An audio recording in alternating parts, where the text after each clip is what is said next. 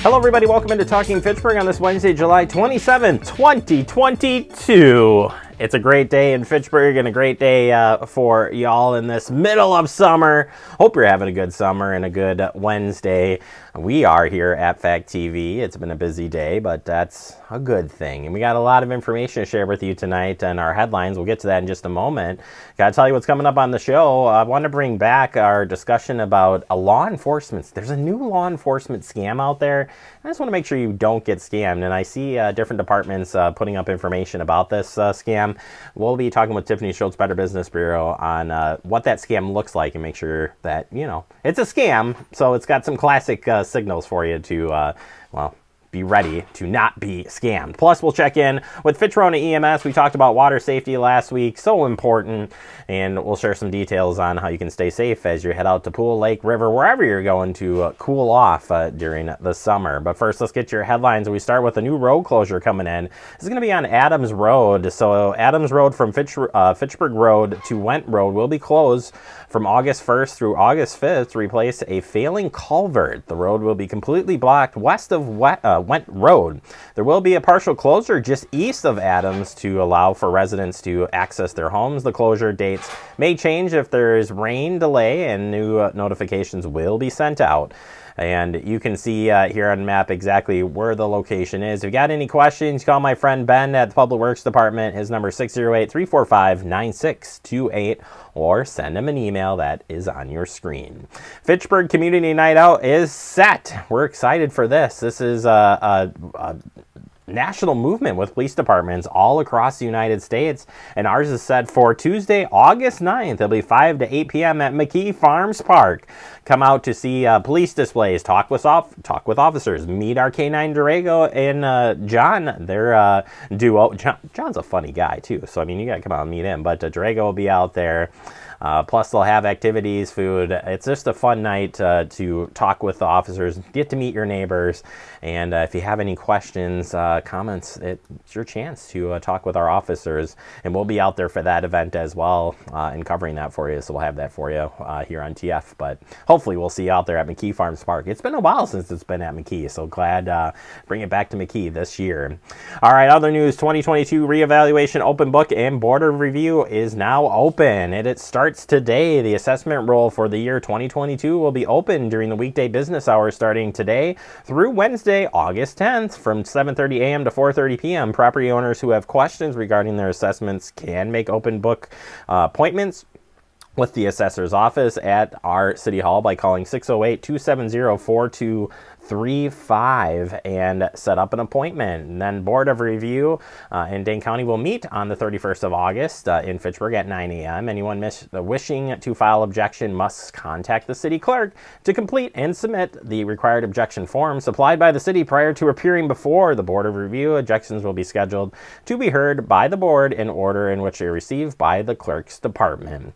And finally, want to remind you of a blood drive that's coming up here at the city of Fitchburg. It'll be at the community center. It's on Tuesday, August 7th from 11:30 a.m. to 3:30 p.m.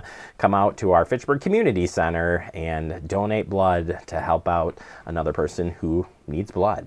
All right, those are our headlines. Coming up next, we open up our digest. We're talking about that law enforcement scam next right here on Talking Fitchburg. You could be spreading the coronavirus without realizing you have it. So follow guidance from authorities where you live and do your part. It's important to limit in-person interaction with anyone outside of your immediate household, but phone and video chat are safe ways to connect. It's also important to limit any social gathering. This advice applies to people of any age, including teens and younger adults. Visit coronavirus.gov for the latest information.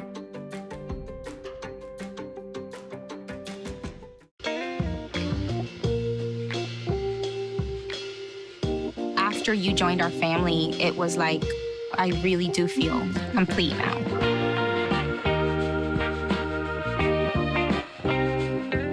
Our hearts are made stronger by how we treat others. Put her there. The light you share can impact those around you, but so can the darkness. Later, twerps. Did Pete saying mean things bother you? So when you reach out to another person, take a moment to consider how they will feel and let your heart be the key to making a difference. Because of you, someone's entire day, year, or even life can change. In every heart, There's hope. Brandon met a girl on a dating app. He finally found the courage to ask her out. No answer. He started to panic. Was he being... Hey, sorry I didn't respond. I was driving. She must be a keeper. We're all just trying to keep things running for those who rely on us. That's why we don't have time to be sick with the flu. We don't have time for delays. We don't have time for spills. Next. We don't have time for setbacks. Let's be real. Getting the flu shot helps you fight the flu. Get a flu shot for yourself and those around you too. Welcome back into Talking Fitchburg. Joining me from the Better Business Bureau here in the southern part of Wisconsin. That's her territory. It's Tiffany Schultz. Tiffany, how you doing today? I'm great on this beautiful day. I am as well, and I am glad you're here to talk about a new twist in the law enforcement imposter scams. And for people you don't know, but Tiffany and I always talk a little bit beforehand. And I'm always sharing my pool story with her, but this isn't the pool story. This is this imposter with the police. But interesting enough, we have had this happen at the Fitchburg Police Department with imposters claiming to be an officer from the police department. This one is interesting, though, because the scammers are they're always finding new ways of gaining trust, but they're getting more official now. Tell us what you've learned. Law enforcement scams are nothing new. They've been going on for years, where you receive a phone call, text message, maybe a social media message from somebody claiming to be from law enforcement. In this specific scam, they reach out to you by phone, text, social media message, claim to be from law enforcement and tell you that there's a problem that needs to be fixed immediately. Usually it involves paying money or giving your personal information. In a specific report we have, there's a situation where somebody from law enforcement reached out to a consumer, told them that there's been a seized package in their name and that they need a copy of their driver's license and money to fix the issue. So, this is your typical law enforcement scam. But where the twist comes in is if you're hesitant about this, you really don't believe them, the person on the other end who's a scammer says, well, do you want me to verify my identity? And they send or text you a copy of their badge. Unfortunately, that badge is either stolen or fake. So they're trying to get you to believe them, the whole trust factor, by giving you a copy of their badge. And you're thinking, oh, they gave me a copy of their badge. This person is legitimate. May not be true. So before you would take further action, we have some tips for you here at the BBB. This is, it's so funny that it seems so like, what?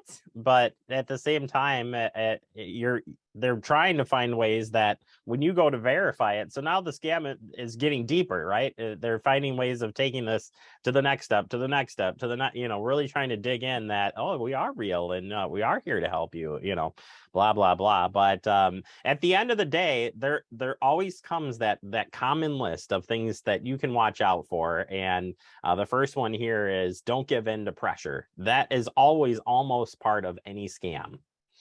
Scammers love you to take action immediately. And, you're thinking a package has been seized with my name on it. I need to get that taken care of immediately.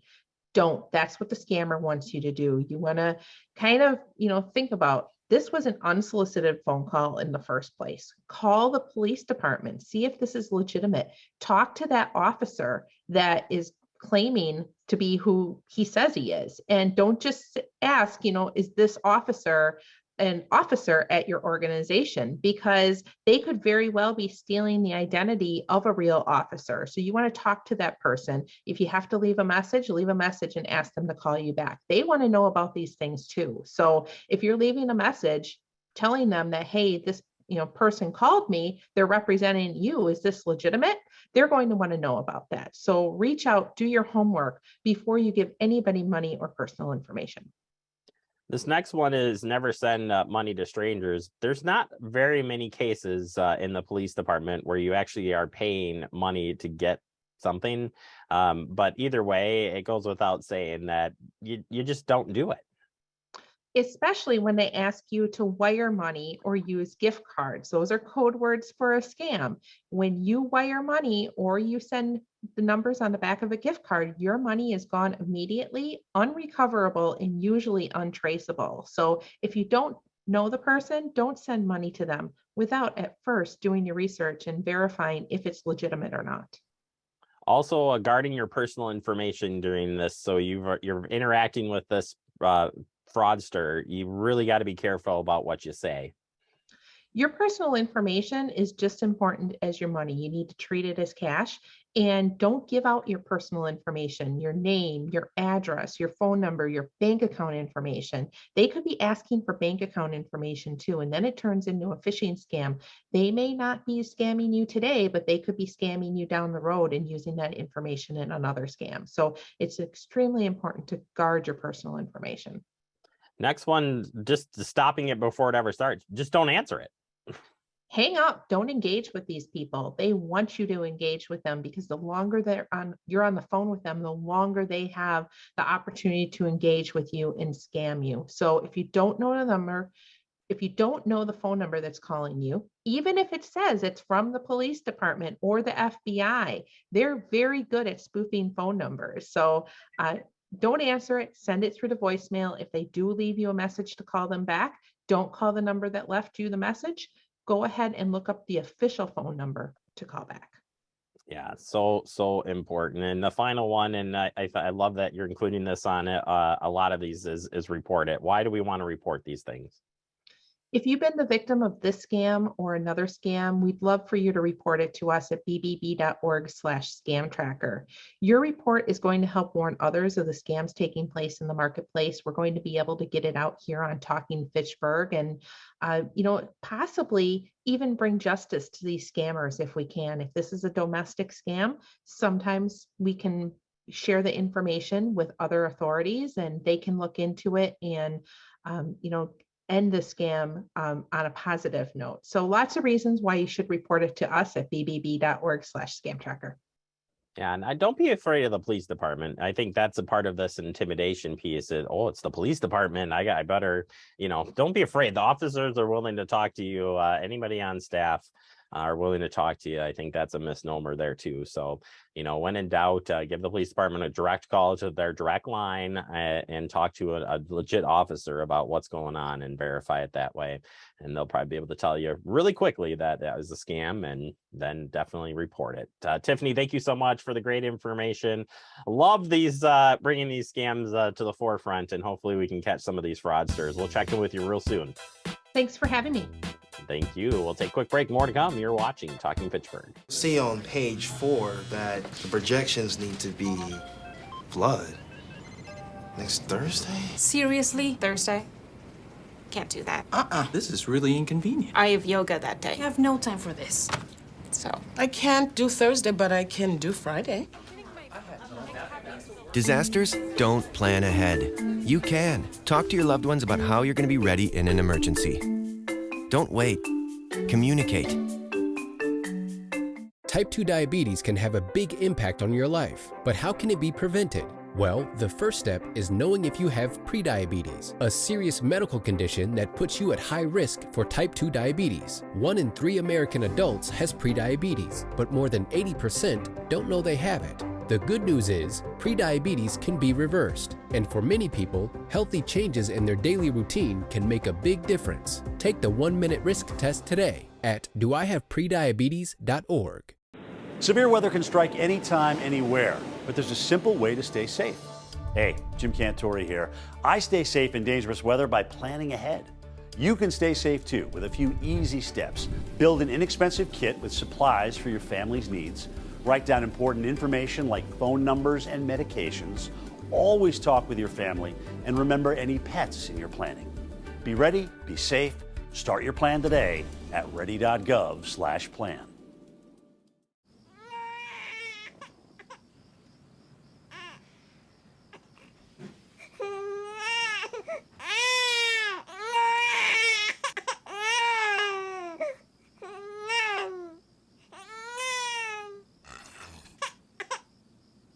If you love them enough to suck the snot out of their nose at 4 a.m., then surely you'll check NHTSA.gov/the right seat to make sure they're in the right car seat. Well, I'll come back into Talking Fitchburg. Join today from Fitchburg EMS. It's our own Deputy Chief, Jeff. I don't know why he's our own, but he's Jeff Dosley. He's our own Deputy Chief. I'm waiting for drums or something in the background, but good morning. Yeah, we really, sound effects during this interview. You're going to have to really work hard to get that. Just saying. Jeff, we're going to talk about swimming safety, swimming water emergencies, that sort of thing. This time of year, unfortunately, we put this topic out. We kind of talk about different topics in each, when we're preparing for these interviews. And there was a drowning, unfortunately, of a 15-year-old in Columbia County recently. Nevertheless, I think water safety with the lakes that we do have around the Dane County and surrounding areas, I mean, it's the time of year. And especially when you look at hot weeks, people are looking to get out and cool off in the water. But young to old, it doesn't matter. Water safety has got to be a priority. So I want to start, Jeff, first off, a response to a drowning from an EMS standpoint. What does that look like? So somebody is inactive, either drowned or is missing, whatever the case may be. What's the role of EMS, fire, in trying to get this person out and alive? Sure. The first priority for us is to make sure that the person is out of the water. And if not, do we have the appropriate responses that are coming? So obviously we're always going to get the fire department on that, the tech rescue team if necessary. If they're out on the chain of lakes that we have here, and we're really fortunate to have some beautiful lakes in our area, you'll get the response teams from Dane County. McFarland has a boat, and other places are out there as well. To just get the person out of the water and then determine if the person obviously is breathing or not, and then start those rescue efforts out there. So, there's a couple of different things. Obviously we want to worry about our safety as well, but we also want to make sure that the person is out, that other people are not putting themselves in harm's way unnecessarily, to make sure that they're safe. And then if they're out on the lake, get the person back into shore as quickly as possible. We'll start rescue efforts on a boat if necessary. I would say most of the responders that are going out into the lakes all have basic first aid. So for us, even though we're listed as paramedics, it's, initially is going to start out as a basic first aid call, CPR or, breathing for the patient. And we all can provide those types of skills. So that would be our first priority, is get the patient out, safety of responders, and safeties of all of those other people that are out there trying to help. We run into out on the lakes. There's not a ton of rescues out there. There are some during the course of the summertime. Sometimes those result in, behavior that probably could be curtailed, such as drinking and driving really fast on a boat. So we do occasionally run into situations where, while we really do appreciate the help of bystanders, sometimes if they're under the influence of things that make it a little bit harder for us to do our job, we have to have them step away and make sure that they're okay as well. So those are some of the challenges that we have. Some of the other things that we don't run into quite as much. In fact, recently here, we have the retention ponds in a lot of the neighborhoods out there. In my neighborhood, I know that there's 2, and I see kids fishing all the time out there. And it's very easy for them to fall in, get trapped in some of the weeds and the brush and stuff that are in those retention ponds. So just to familiarize ourselves with those areas and what a rescue like that would entail. Yeah, and I appreciate the breakdown. I think it's always interesting to hear from your perspective, from the public or emergency officials, what happens in these situations, what you're doing, what you're going through, the motions are going through. We want to give some safety tips as well for swimming and just being safe overall.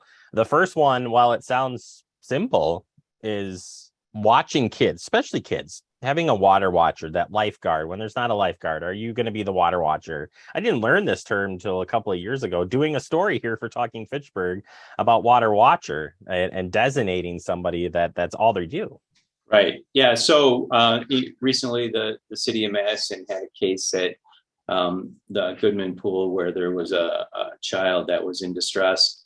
The lifeguard on duty literally saved this child's life by paying attention, finding the kid, pulling him out of the water, and doing the necessary first aid treatment. Fortunately, the ambulance that transported the patient or was tagged to respond was right on Olin Avenue, so everything was in place. But that lifeguard there was paying attention, and just to make sure that when you're out and you're having a good time and there's a lot of people around, and you're with your friends and the kids are all running around because they're having a good time, is to make sure somebody is designated to pay attention to those kids. The 15, 16, 17-year-olds can get in trouble just as much as the 2, 3, 4, and 5-year-olds. It's sometimes, and I can tell you from personal experience, you're out having a little bit of a party, and, the kids are running around, and you get, talking to somebody and they disappear and you don't see them. And, with young kids as well, that happens quickly, is to make sure somebody's designated to watch them, especially around the water areas. How important, and you're a dad, and I'm a dad, and so it's easy for to talk a little bit about this one. In fact, I'm taking my youngest son to swimming lessons tonight, first one. But the importance of doing swimming lessons, putting your kids in swimming lessons, even adults, you don't know how to swim, you can get in swimming lessons. Yeah, for sure. Well, my kids are in their 30s, so I'm fortunate enough that they were able to do that in their younger years. Now it's the grandkids that go, and I think it's really important to get them in the water and to make sure that they're fairly comfortable in situations where, obviously a 2-year-old is, the water is going to be over their head when they're in swimming lessons, and to learn how to help themselves if they get into trouble. But there's also adults that have, you're out swimming and you wander out just a little bit too far, and before you realize it, you're in too deep and you panic. And I think my personal opinion is, if you have those swimming lessons, you're able to kind of realize what's going on and try to help yourself. So I think it's really important that kids get into those, and adults, if they're not sure how to swim. My dad always said he learned how to swim by getting thrown in a quarry, and he literally got thrown over the side of a cliff into a quarry in Racine. And that's how he learned how to swim. So he was very adamant that we would do he didn't throw us into the quarry, but he was adamant that we got those lessons. So.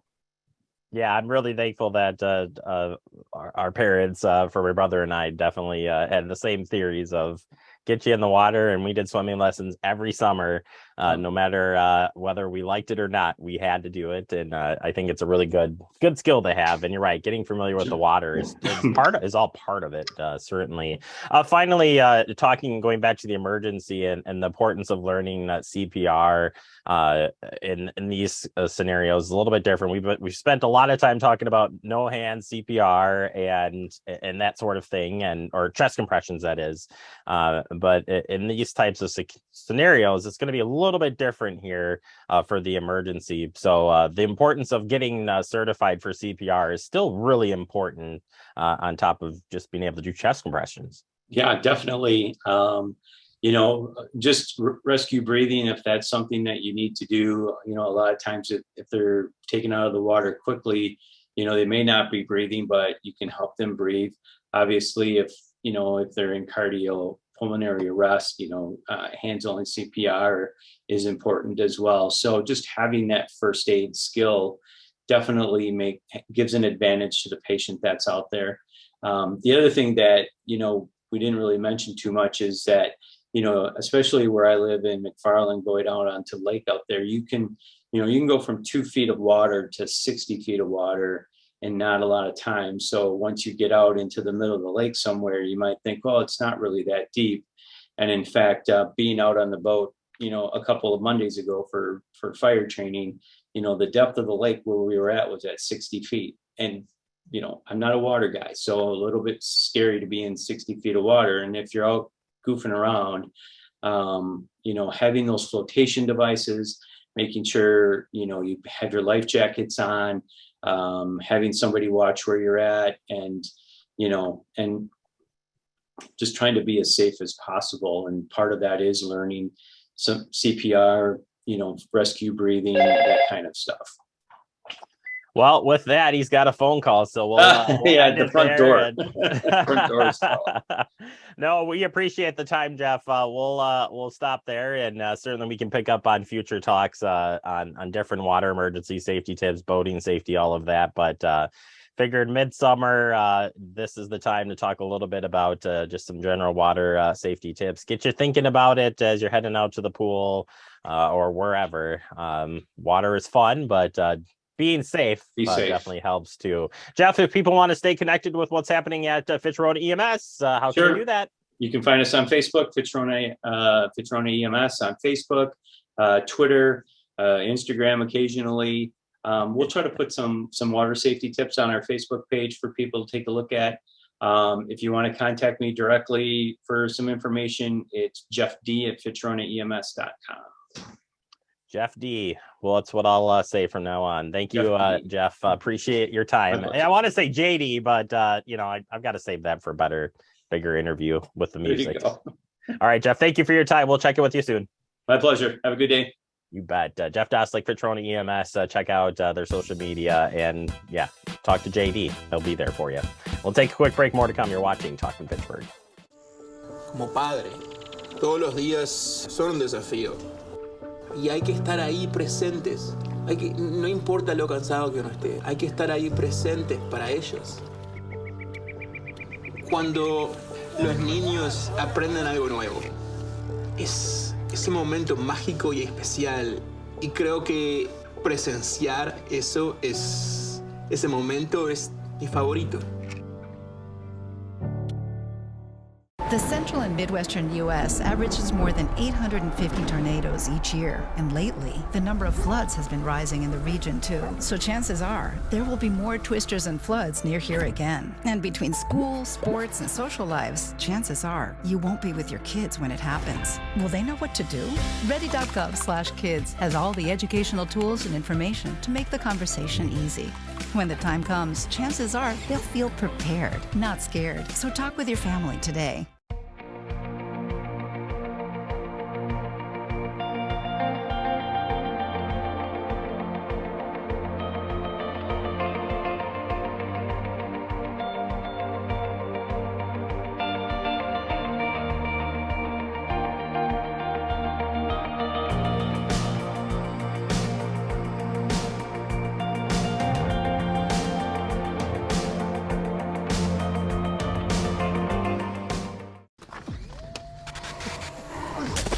Multiple studies have shown that marijuana can slow both driver reaction and response time, which can be really dangerous. He's here. He's here. Wait.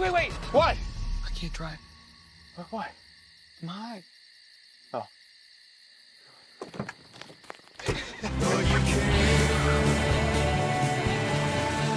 Welcome back into Talking Fitchburg. Wrapping up the show for today. I want to thank Tiffany Schultz from the Better Business Bureau and Jeff Dostlik from Fitchburg EMS for our guest segments today. We'll check back in with both of them next month. Yeah, it's already coming up on August, if you can believe that. So we'll be happy to have them back. As we wrap up, remember you can stay connected with Fact TV with the information there. Too tongue-tied. Good night.